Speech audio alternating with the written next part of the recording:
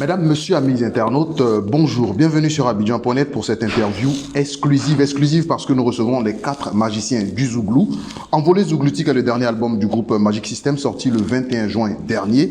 Envolé Zougloutique, pourquoi? Où veut aller Magic System avec cet album? Pour en parler, nous recevons Tino, Boudé, Manaja et Asalfo. Bonjour les gars. Bonjour. Alors, première question tout de suite. Envolé Zougloutique, pourquoi? Envoler zougloutique, pourquoi? Parce qu'on a envie de s'envoler zougloutiquement. C'est juste pour dire qu'on n'est pas parti du Zouglou, parce qu'on ne peut jamais partir, on est toujours dans le Zouglou, mais on est revenu à nos sources et on voulait faire un album typiquement 100% Zouglou. Voilà pourquoi l'album s'appelle Envolé Zougloutique. Parlant d'album typiquement Zouglou, est-ce que ce n'est pas pour répondre donc aux critiques des Ivoiriens qui estimaient que les précédents albums de Magic System avaient des colorations plutôt world music? Comme je disais, on ne sommes pas partis du Zouglou. On allait juste vendre le Zouglou aux Européens dans le monde et on a tellement bien vendu que maintenant on revient à la maison pour faire un album zougloutique à 100%, c'est-à-dire un album Zouglou. Il n'y a pas un feat avec un artiste européen pour dire c'est sur une compile ou bien c'est pour le marché français ou européen. C'est un album Zouglou. Tout a été fait ici en Côte d'Ivoire. Justement, est-ce que c'est pour satisfaire le public? Justement, on peut ne pas vouloir forcément répondre aux critiques des autres, mais en tenant compte aussi de leurs avis. Donc c'est important qu'on tienne compte de l'avis des gens. Ça peut être un dépit d'amour, parce que ces gens-là voulaient retrouver le Zouglou originel sans comprendre aussi le fonctionnement du milieu du show business, le code du fonctionnement du show business à l'international, qui est un code très difficile à appliquer. Donc il était question pour nous à un moment donné de pouvoir acquérir et surtout de pouvoir s'accommoder de tous ces codes-là pour imposer notre carrière à l'international, chose qui a été faite et ça ne nous empêche pas de tenir compte et de donner aux puristes ce qu'ils aiment de plus, donc un album 100% Zouglou. Mais vous remarquerez que si on avait mis un seul titre à connotation internationale dans cet album, on aurait dit à ceux-là, on vous a bien dit, ils ne font plus du Zouglou. Donc personne ne tiendra compte des 12 titres qui sont derrière. Donc cette fois-ci, on a compris que non, ce n'est pas un problème d'orientation musicale, mais les Zougloumans n'aiment pas qu'on mélange leur musique avec d'autres styles. Donc, alors, en faisant un album purement 100% Zouglou, est-ce que vous ne vous fermez pas les portes justement de l'international? Non, pas du tout. On ne se ferme pas les portes parce que, comme mes amis le disaient, on était de l'autre côté. Aujourd'hui, on revient. On revient pour montrer à toute la Côte d'Ivoire, à tous nos frères, à tous nos fans qu'on n'a pas quitté le Zouglou. On revient pour faire Zouglou 100% pour nos fans, pour leur faire plaisir. Donc, on ne quitte pas, mais on vient déjà. On revient faire plaisir à nos femmes et après... Les portes ne sont pas fermées de l'autre côté. Ce n'est pas la première fois que nous faisons un album dédié aux Ivoiriens et un autre album qui est dédié à l'international.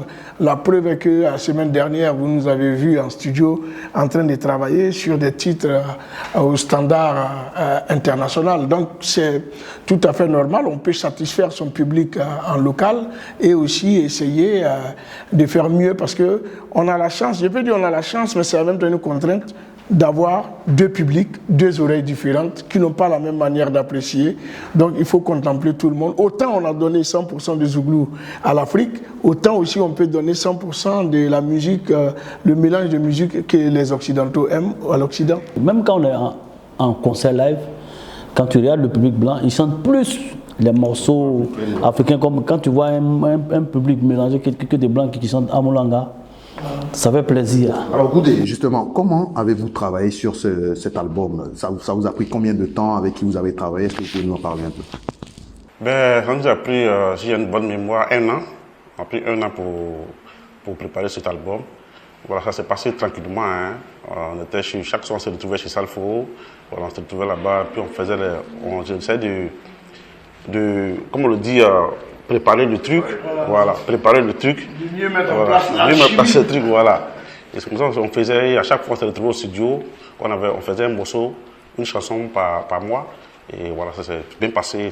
On a reconnu les touches de Didier Blé. Est-ce que vous avez travaillé avec d'autres arrangeurs éventuellement sur cet album? Olivier Blé, c'est le métronome. Vous savez, c'est comme le Real de Madrid. On a une équipe qui est en place, qui a su mettre en place un mécanisme et voilà, qui joue quand on est sur le terrain, tout roule. Donc avec Olivier Blé, c'est comme ça, c'est le coach.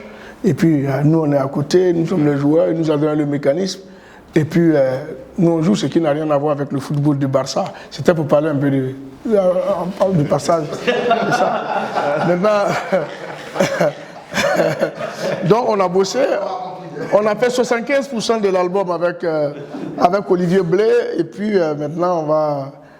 je crois qu'on a voulu donner la chance à des jeunes, non? Tichik La Magie, et puis G-Speed, voilà, G-Speed et Ogi Solo, qui est notre musicien. Donc ils ont travaillé sur des titres qui ne sont pas les moins lotis dans l'album, hein. Voyager, pour jeunesse politisée, Molo Molo, joyeux anniversaire. Donc, voilà. On va feuilleter tout à l'heure les différents titres de l'album, mais avant, Assalfo, vous avez certainement entendu parler de cette polémique concernant l'affiche de Envolé Zouglouti. Sur Internet, certaines personnes estimaient qu'il n'était pas juste de s'asseoir sur un djembé. Est-ce que vous avez entendu parler de cette polémique et qu'est-ce que vous avez à répondre justement? L'Afrique et ses superstitions. C'est l'Afrique et ses superstitions. Un instrument, on peut l'utiliser à bon escient, on peut l'utiliser comme on peut. De toutes les manières, le tam-tam, peut-être ceux qui ne le savent pas, c'est parce que sur les réseaux sociaux, chacun a toujours quelque chose à dire. Mais le tam-tam, ce n'est pas la première fois qu'on voit un zouglouman. Nous, on s'est assis au bord des tam-tam pour attendre le taxi ou le bus pour aller à l'animation. Ça ne nous a jamais enlevé toutes nos valeurs, la valeur du tam-tam et tout, et notre amour pour le zouglou. Donc, ces gens qui parlent on s'est assis sur le tam-tam, est-ce que le bruit de ce tam-tam-là, ils l'entendent pas dans l'album? Ils l'entendent, non. Donc, pour moi, c'est pas... Au fait, il y a des polémiques dans lesquelles... Parce que quand vous rentrez dans certaines polémiques, ça vous tire vers le bas. Il faut être focus sur sa vision, sur ses objectifs, et on avance. Je crois que le débat, c'est autour des thèmes que nous abordons dans l'album. Le vrai débat, il se situe là. Est-ce que ces thèmes sont abordables? Est-ce que ces thèmes sont mal abordés? Mais regardez une photo, on a assis, c'est quand on est à coup d'arguments qu'on cherche forcément la paille. Et vous nous voyez en train de descendre dans la rue pour répondre aux gens, pour dire pourquoi on est assis sur un tam-tam. S'asseoir sur un tam-tam, c'est comme si on s'assoit sur son clavier. On peut mettre même sa guitare et s'asseoir sur sa guitare. Le tam-tam est un instrument comme tous les autres tam-tams. Maintenant, ceux qui ont des traditions avec leur village ou avec leurs coutumes, ça ne peut pas s'appliquer à tout le monde. On l'aura compris. Alors, vous avez effectué UE Magic Tour avec l'Union européenne. On sent justement que les thèmes abordés dans cette chanson reflètent un peu l'objectif de cette tournée, votre rencontre avec la jeunesse ivoirienne. Est-ce que on peut dire justement que cette rencontre avec les populations ivoiriennes, avec les jeunes, ont inspiré certaines chansons de cet album? Mais je dirais que on a la chance d'avoir une fondation et grâce à cette fondation, nous recevons des courriers ici ou là qui viennent. Chaque courrier vient avec un thème, avec un problème. Et à force de lire ces courriers, de les décortiquer, on se rend compte qu'on épluche de vraies problématiques, certains problèmes auxquels sont confrontées les populations. Et généralement, les courriers que nous recevons, c'est dans le domaine de l'environnement, dans le domaine de la santé, de l'éducation, des jeunes qui cherchent du boulot, et voilà. Donc, c'est des thèmes qui sont là, et ça nous a permis aussi d'avoir une idée sur ce que nous pouvons. On ne peut pas aller à la porte de chaque jeune pour lui dire écoute, il faut faire comme ça, écoute, il ne faut pas faire ça et tout. On s'est dit, on a la chance d'être écouté par cette jeunesse et pour être utile ou bien pour joindre l'utile à l'agréable, c'est de pouvoir égrener ces thèmes dont nous sommes au courant pour pouvoir permettre à chacun aussi de se situer. Après, on n'a pas le monopole des bonnes manières ou des bons conseils, mais celui qui trouve qu'il peut tirer quelque chose de bien dans ce que nous disons, qu'il en profite. Celui qui trouve qu'il y a d'autres choses à dire dessus, bon, il peut se servir déjà du peu qu'il a. Parlons justement de thématiques. Vous avez déjà parlé de changement climatique dans les précédents albums. Vous êtes revenu dessus dans Envolé Zouglouti cette fois avec Goudé. Pourquoi le choix de Goudé surtout? Pourquoi avoir choisi de revenir sur la thématique du changement climatique? Goudé?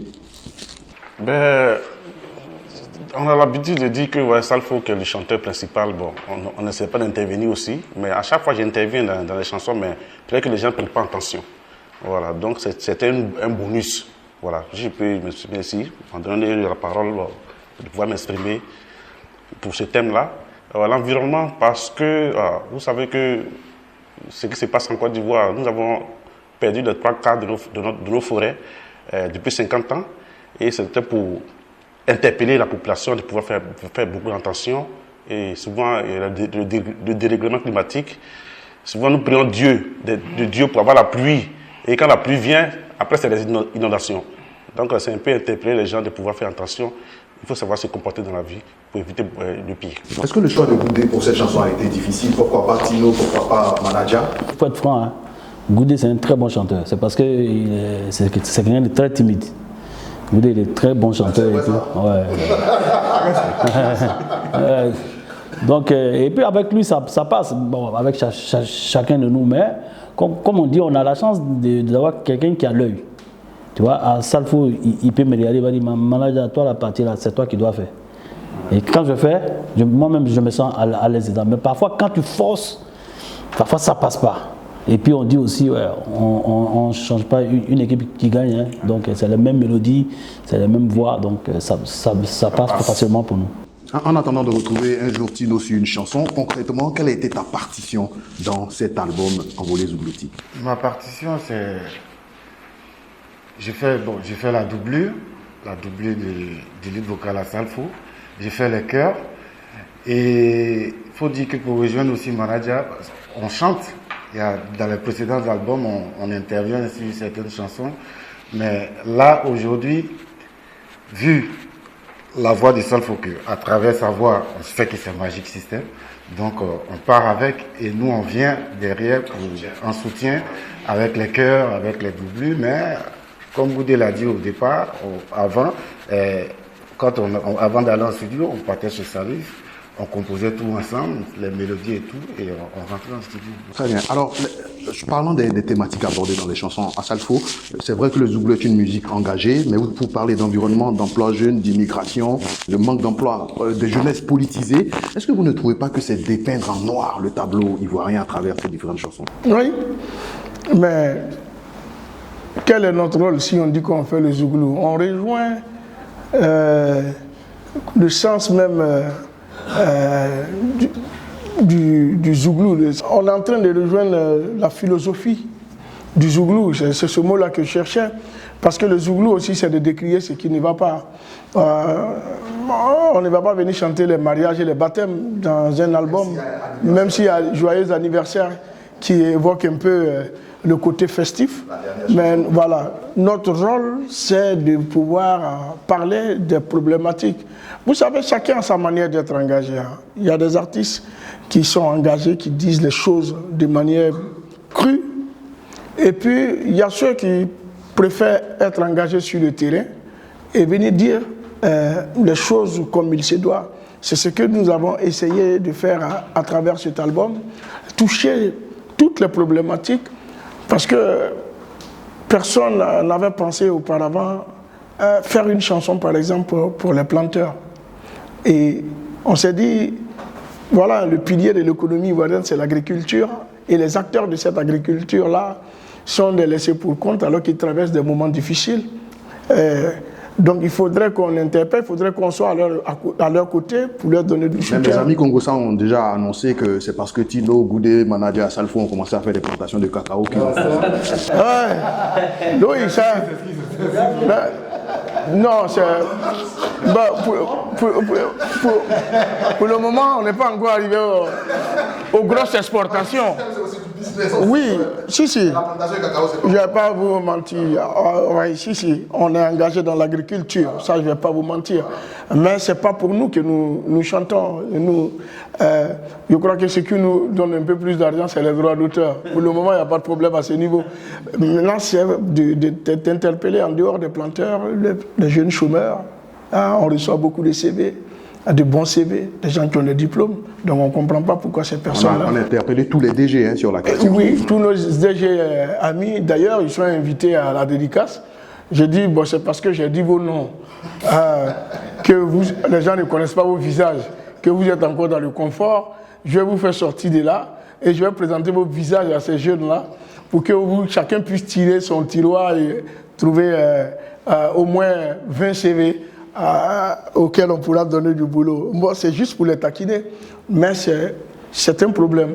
Le problème du chômage des jeunes, voilà, c'est la jeunesse politisée. Au fait, beaucoup n'ont pas compris. Ils ont dit, mais pourquoi tu nous dis de ne pas faire la politique? On ne dit pas aux gens de ne pas faire la politique, mais on dit de ne pas en faire un métier. Parce que même le politicien, il a un métier avant de venir à la politique. Donc vous pouvez faire la politique de manière saine, de manière intelligente, mais ne pas faire la politique pour la faire, ne pas faire de ça sa vie. C'est-à-dire quand on se réveille du matin au soir, on ne parle que politique, au détriment même de son avenir. Donc on interpelle les jeunes sur ça et j'espère que le message est bien passé. Construisons notre avenir. C'est vrai qu'on peut faire la politique, mais cela ne nous empêche pas d'être ingénieur ou d'aller chercher du boulot ailleurs. Alors je vous prends au mot justement, construisons notre avenir. Les jeunes africains passent par la mer ou par des voies détournées pour arriver en Europe, justement pour essayer de construire leur avenir sous d'autres cieux. Vous avez abordé cette thématique dans la chanson. Goudé, Manaja, pourquoi avoir choisi de revenir également sur l'immigration? Parce que tous les petits du quartier disent, mais les gars, ils vont là-bas, ils ne veulent pas que nous aussi, on y mette les pieds. Si, je sais qu'il y a plein qui se disent ça, mais vous dites ne pas partir, mais vous faites quoi là-bas? Mais il faut trouver la route idéale. Il ne faut pas aller dans des... Souvent on est là entre nous, hein, on est avec nos responsables de maison, peut-être en France, et il y a des endroits où on passe, quand tu regardes, tu es gêné parce que tu sais comment ces personnes-là ont fait pour venir en France. La France, c'est un pays qui est ouvert. Tu peux aller, mais il faut aller de façon et puis pas sur la mer. Déjà, tu es là, chaque jour, tu entends, il y a 1300 morts, il y a 1200 morts. Je crois qu'il n'y a même pas une semaine, j'écoutais la radio et j'entendais encore, le taux de l'année passée, et cette année, on n'a même pas encore fini l'année, mais ça a triplé.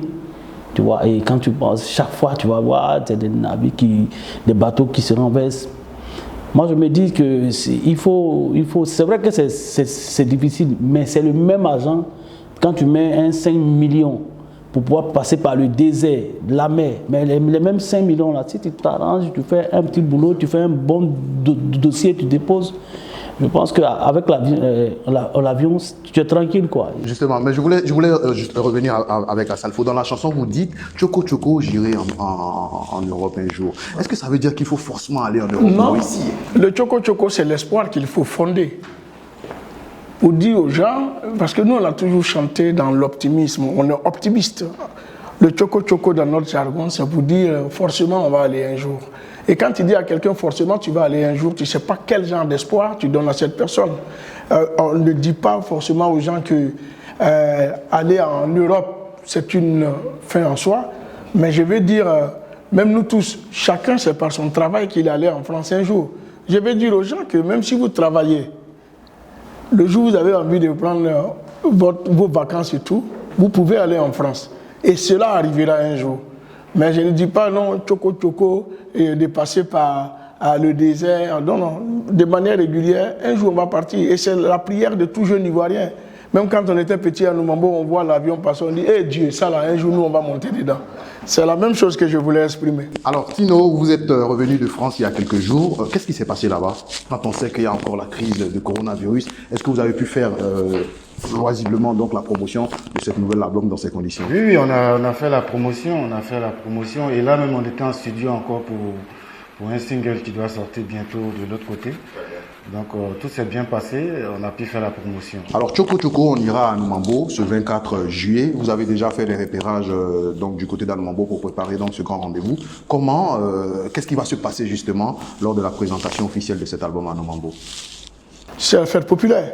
C'est renouer avec nos populations. Vous savez très bien que nous on fait le FEMIAM, on n'y joue pas. Donc ça c'est renouer avec les populations. On est en Afrique, hein, partager, chercher un peu la bénédiction du village, essayer de réunir la famille zougloutique, pour passer de bons moments avec les zouglouphiles. Et voilà, ça sera une soirée comme ça, hein, une soirée où on sera tous dans l'esprit zouglou et on va présenter officiellement l'album à tous nos fans qui viendront. Et ça sera aussi le moment pour nous de signer physiquement les CD, parce qu'il y a beaucoup de personnes qui nous disent on a le CD, on veut le signer, comment on fait? Donc, séance dédicace, concert. Séance dédicace, un petit concert à côté, on finit, on se met de côté et on reste à la disposition de nos fans pour signer tous les CD, quelque chose d'envoyer un peu plus de piment dans la relation. Alors, comment vous préparez donc ce concert d'Anonambo? Comme d'habitude, hein, relax, tranquille. Je pense que nous allons inviter, on invite tout le monde, on invite tous nos fans à venir pour faire des shows ensemble. Comme l'a dit Salfo, on aura des dédicaces. Voilà, vous pouvez venir, on va faire des shows ensemble, tranquille quoi. À Salfo, est-ce qu'on a des nouvelles du FEMUA pour la prochaine édition? Oui. Les nouvelles, ça aura lieu. Ça aura lieu. Ça aura lieu. Mais vous savez que nous sommes dans le FEMUA, c'est un grand événement et on ne peut pas s'avancer à annoncer des choses si on n'a pas eu tous les contours et les pourtours.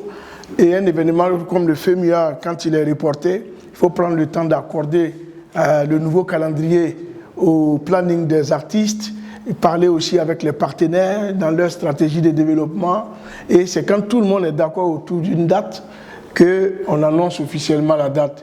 Dieu merci, on est arrivé à ce niveau et la date du FEMUA est connue officieusement en interne et on va annoncer ça à toute la Côte d'Ivoire le 5 août. Ça au moins on vous donne une date aussi là.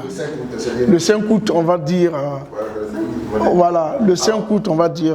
On va terminer, mais toujours sur la sensibilisation. C'est que l'album est sorti dans un contexte marqué par la crise sanitaire. Comment Magic System va se battre pour imposer cet album dans ces conditions? Et quel message souhaiterez-vous passer à tous ceux qui doutent encore du vaccin et des conditions? Nous sommes dans une crise sanitaire. Aujourd'hui, on est en train de prier Dieu que cette crise soit... Le pire soit derrière nous que devant. Donc... Aujourd'hui, avec la musique, vous savez, la musique en toutes circonstances, elle a sa place. Qu'on soit confiné, qu'on soit malade, qu'on soit en bonne santé, qu'on soit dans la joie ou dans le malheur, dans la tristesse, la musique a un rôle très important. Donc, dans ce cadre-là, aujourd'hui, peut-être qu'on a un album qui sort, qui rencontre le consentement de tout le monde. Et puis, voilà, on va prier encore pour que les choses aillent. Maintenant, si on a vraiment un message à lancer, c'est la vaccination. Je crois que chacun a son avis, chacun a sa manière de voir les choses, chacun a ses croyances. Donc, ce n'est pas des choses qu'on peut forcer ou obliger les gens à faire. Mais je dirais que nous, on a fait tous les 4, on a fait nos vaccins, parce qu'on trouve que s'il y a un risque à quelque chose, c'est plus le Covid que le vaccin. Donc nous, on a fait le vaccin. Depuis qu'on est petit, on fait des vaccins seulement. Donc aujourd'hui, avoir un vaccin qui va venir, si on a fait vaccin de tétanos, ce n'est pas pour Covid qu'on ne va pas faire. D'ailleurs, c'est pourquoi tous ceux qui voyagent ont des carnets jaunes. Donc pour nous, ce n'est pas anodin. Je conseille, en tout cas, à ceux qui veulent le faire, qui hésitaient encore, de pouvoir le faire. Ceux qui ne veulent pas le faire pour des raisons qui leur sont propres, aussi, je dirais peut-être que leur avis changera un jour. Mais pour le moment, le vaccin est quelque chose qui nous protège contre la maladie. Mesdames, messieurs, amis internautes, nous avons eu beaucoup de plaisir à recevoir pour vous Magic System, avec qui nous avons bien entendu parler de Envolé Zougloutique. On profite pour saluer tous ceux qui ont participé donc en featuring sur cet album, Fali Poupa, Mix Premier et voilà, et qui ont apporté leur contribution donc à cet album. Merci encore de nous d'avoir accepté notre invitation. On va se quitter, mais en zouglou, sinon moi je vais me faire tirer les oreilles par les internautes. Si vous permettez, on va se dire au revoir avec Envolé Zougloutique, la chanson de votre choix. Jimmy, la bangale, Jimmy, Jimmy na bidawe, Jimmy, la bangale, Jimmy, Jimmy na la koko, Tino, Jimmy na bidawe, koko, bakude, Jimmy na bidawe, koko, Jimmy na bidawe, koko. Jimmy na bidawe.